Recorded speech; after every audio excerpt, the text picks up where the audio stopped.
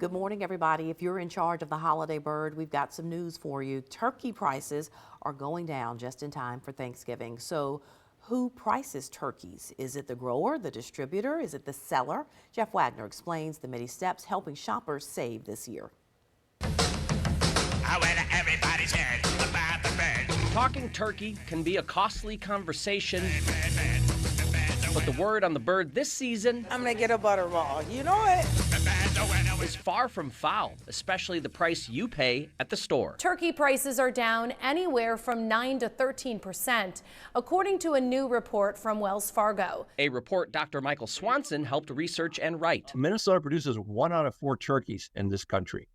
Over 1 billion pounds in a year. He says turkey farmers were optimistic this summer, adding 2 to 3% more birds into their barns in preparation for Thanksgiving. Well, they all did it at the same time, and the wholesale prices have really cratered. They're down 30% from a year ago. It's a simple case of supply and demand, leading to lower prices at the store, but that wasn't the only factor. We know it's the demand, of course, but it's also the feed. What goes into the price of a turkey? It's mostly the feed cost, and feed costs have been elevated for the last couple of years. After feed costs, Swanson says it's the barn expenses, then labor to raise the hatchlings to a plump 25 pounds, and the shipping to get them to store shelves. That last factor dropped in costs as well. Refrigerated trucks are charging $3.30 per mile, down 50 cents from a year ago. I think it has a lot to do with that bird flu. While the bird flu continues to threaten the industry, it was more impactful on prices in 2022. It was kind of a double hit last year. Fewer birds to start with, and then losing some of them was not very helpful for the supply. It's expensive to be a farmer these days. It's not an easy life. If there's any concern about higher prices, shop smart when it comes to Thanksgiving sides this year. Canned cranberries shot up in price 60%, while canned pumpkin is up 30%. Whether the prices go up or down, does that impact how you shop for Thanksgiving? No, it does not. I buy what I like, and because it's tradition. Jeff Wagner, WCCO News. All right, by now you probably have planned your menu and the family is on a text chain. In fact, we are. I'm bringing the sweet potato casserole, I just told them. Our phones and tablets are with us every step of our meal prepping. But when you sit down for the feast, is it okay to take pictures of your creation? Should you be FaceTiming with those who couldn't make it? Shawn Holsombeck from AT&T is here to share some turkey tech etiquette tips. And Shawn, it's great to have you back. Usually you're here giving us like tech tips or you're talking to us about new products.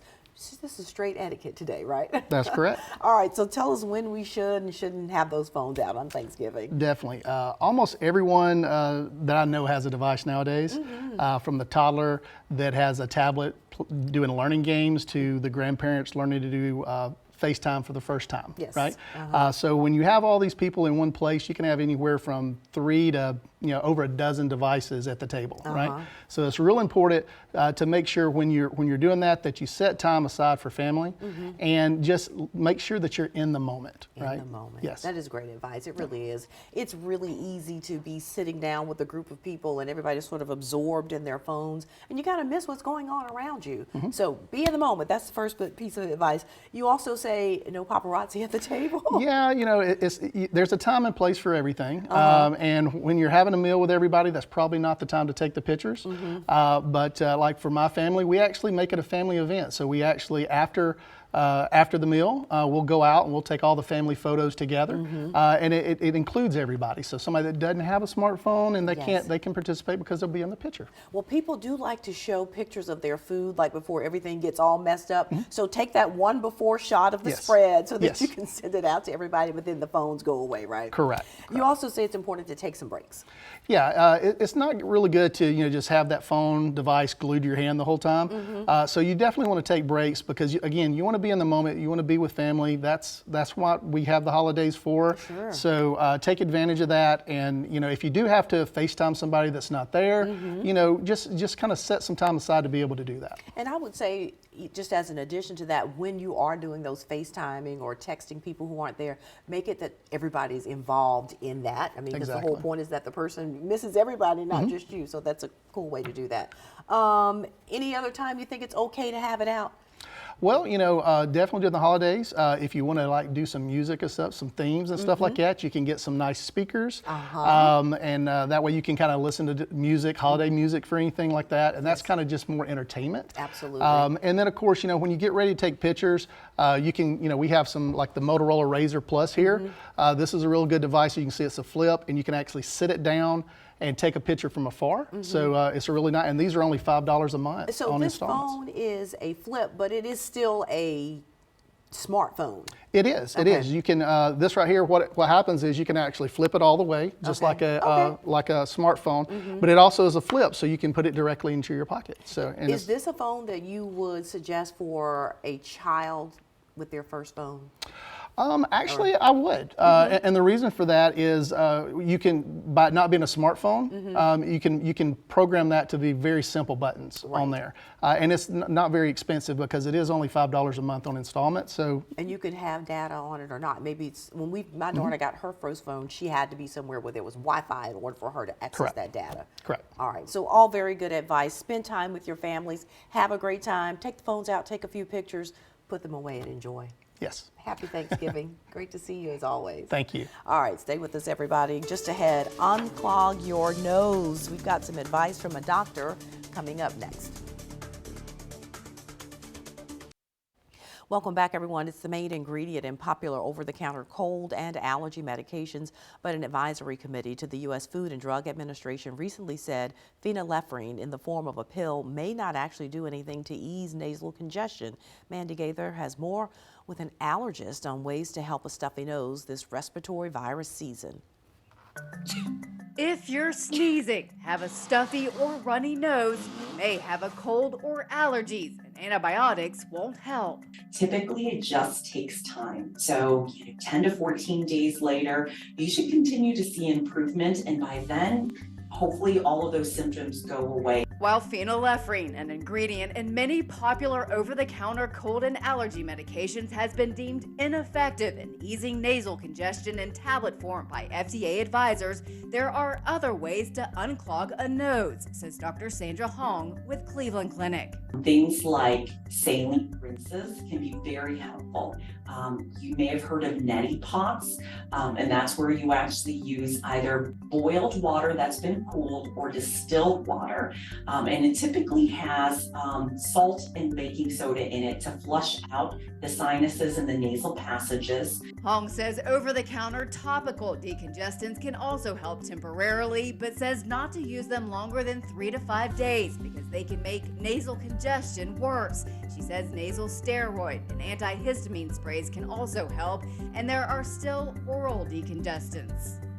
Things like pseudoephedrine over the counter. The thing about these are that you do need to go and speak with your pharmacist to sign for those. Hong says while those medications are safe, they can have an impact on things like blood pressure, so be aware. And she says if symptoms don't improve over time, reach out to your doctor. For Health Minute, I'm Mandy Gaither. And if a stuffy nose is the result of allergies, Dr. Hong says an allergy shot and even immunotherapy can also help. Well, flu season is here, and we know the virus can make people of all ages very sick, including children. New research shows despite recommendations, many children at high risk for flu complications are not getting treatment. Michael George has more on that.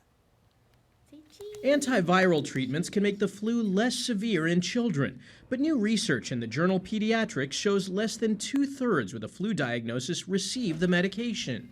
I think it's important for parents to be aware that these antivirals exist, that they're safe and that they're effective, and that they may be helpful for their children. Study author Dr. James Antone with Vanderbilt University Medical Center says when taken within 2 days, antivirals can shorten the duration of symptoms by about a day. Oseltamivir, or Tamiflu, is approved for children under 5 and is also recommended for all age groups.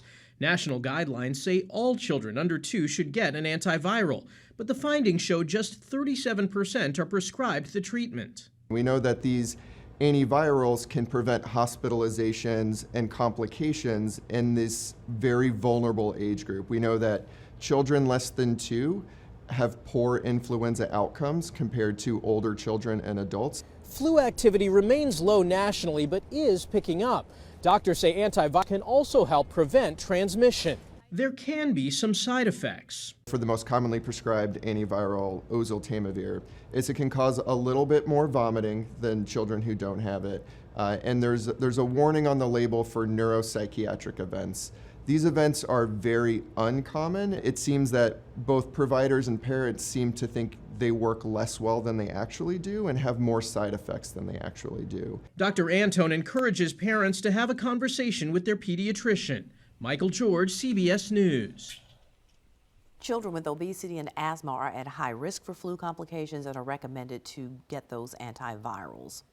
A popular drug used for weight loss appears to have some significant benefits for the heart. Chanel Call has the details on that. New research suggests the weight loss drug Wegovy may be effective at treating people with a history of heart problems. This study from Novo Nordisk, the drug maker behind Wegovy, found it can reduce the risk of heart attack, stroke, or heart-related death by 20%. This is an important study, okay? It's more than 17,000 people, 41 countries. I want to emphasize that these are people who were overweight or obese, so BMI of 27 or above, and they had some underlying heart-related issue. Almost 70% had a heart attack. CBS News chief medical correspondent Dr. John LaPook notes the study had a lack of representation. Nearly 3/4 of participants were men and 83% were white. Still, he says drugs like Wegovy and Ozempic are showing to have a substantial impact on people's health. We have to look at the big picture. There really hasn't been a good intervention for people to lose weight. And we know that it's important for people to lose weight for all sorts of reasons.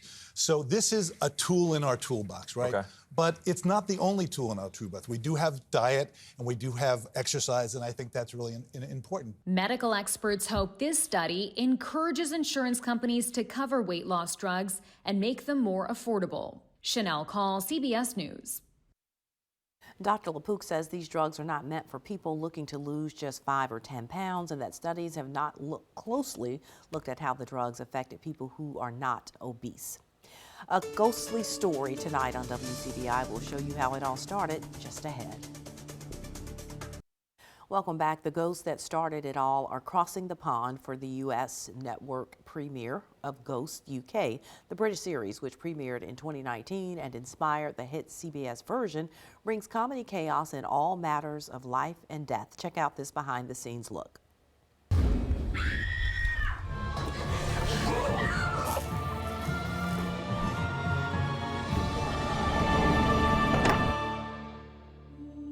Ghosts is a haunted house sitcom which follows a group of very unfortunate dead people forced to live in the same space for eternity. And then two living people are thrown into that situation. And that's kind of the random element which throws their status quo up into the air. This is 100% the most incredible moment of my life, apart from my wedding. It's all ours. What did that girl just say?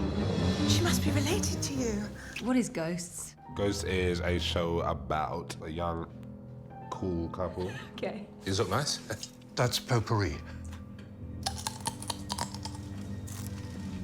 We are cool, right? Yeah, that's to be decided, I guess. Who inherit a old country manor house. From this great aunt that I've never met. And I'm the last remaining relative that she has. Our plan is to turn it into a hotel, but we get scuppered by different things.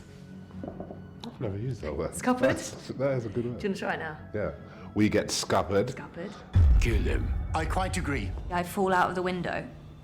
Or am I pushed?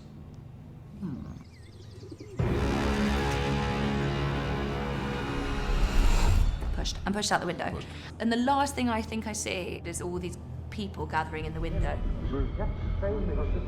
Alison wakes up and can see the ghosts, but Kyle's character can't. I get it. I'm scared too. It's just us in this big old house, so there's nothing to be scared of, is there? I witness Alison running around talking to people that I can't see. Mission accomplished. I admit your existence. Now what the hell do you want? Okay, you're officially freaking me out. They've never had anybody in here before that they can communicate with, so this is a whole new realm for them, all of them. So I'm really excited. Thomas fancies Alison. Let me pluck out my eyes, for never will I see such beauty again.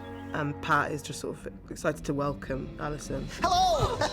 And welcome! On behalf of me and my fellow dead people, may I just say, straight onto the tour, okay? Apart from that, most of the ghosts just don't really want anyone else on their turf, and are very suspicious of what they're going to be doing there. Daddy gonna drop a hole in the wall. Daddy's not drilling any holes in any wall. Yeah, I think they just don't want things to be disturbed, do they? Get out, get out, get out, get out, get out, get out, get out, get out, get out, get out, get out, get out, get out, get out. Oh, what a lovely series. It's good, isn't it? Yeah, I'd be fuming I if wish I I was wasn't on in it, because then I could said the opposite things. But just because then you can watch it without knowing what's happening. No, I'm literally thrilled to be in it. I'm not even joking.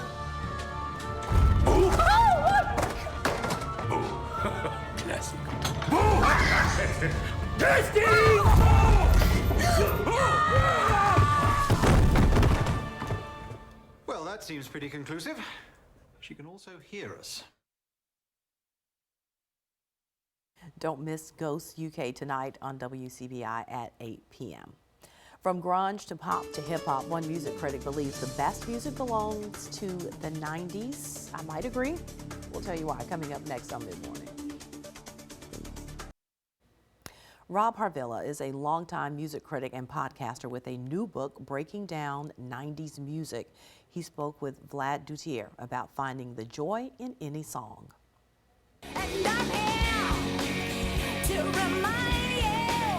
From women in rock to chaos agents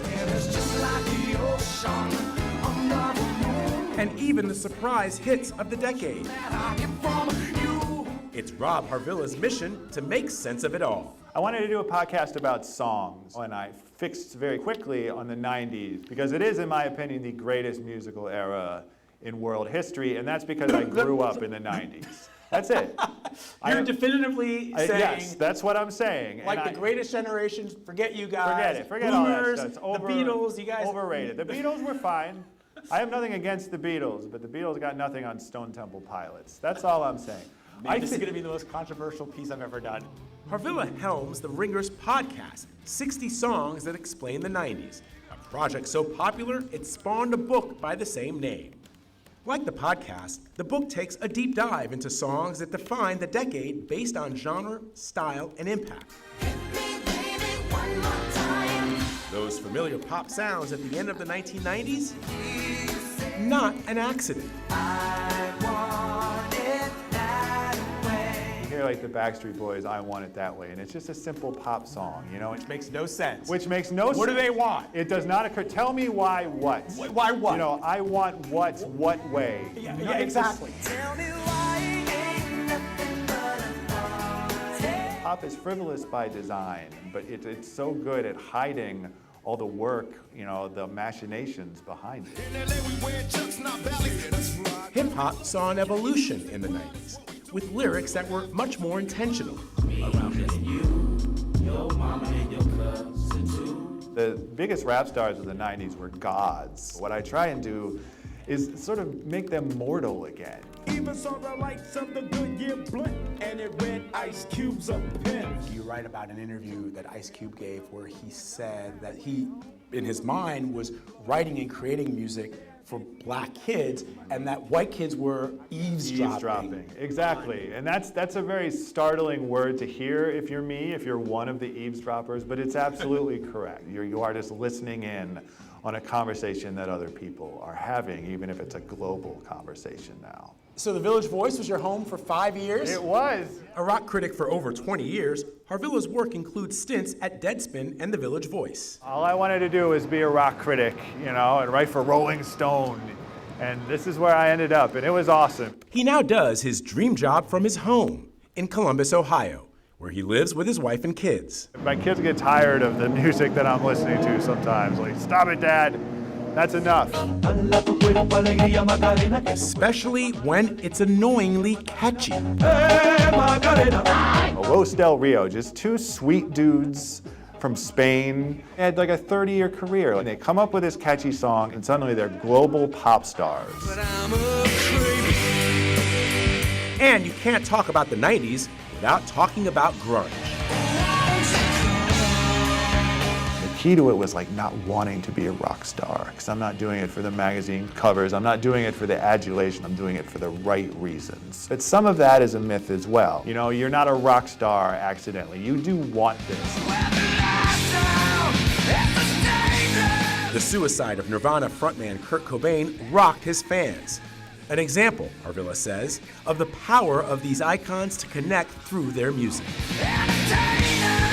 I think it is important to revisit that, just to remind yourself again that these are people, that these are human beings, you know, and that the pain and the grief and the loneliness is very real. He was canny, he was savvy. Courtney Love, a 90s icon in her own right, got candid on the podcast talking about Cobain. He died at 27, I'm 29 when he died, so, you know, that was a very young kind of, that love, that was that great twin flame thing that you're not going to get again in a lifetime. You don't get that after. It is absolutely the most surreal moment of my career and probably my entire life. Tell me what you want, what you really, really want. With a new book and a podcast winding down, I never thought it could happen, this rapping stuff.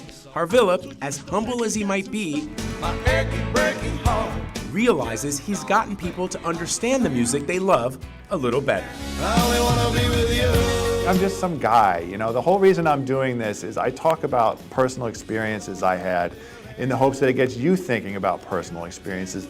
That I get to do this for a living is a gift. Good music there in the 90s. All right, we'll be right back to wrap things up. Stay with us. All right, stay connected with us. We'd love to hear from you. Have a great day, everybody.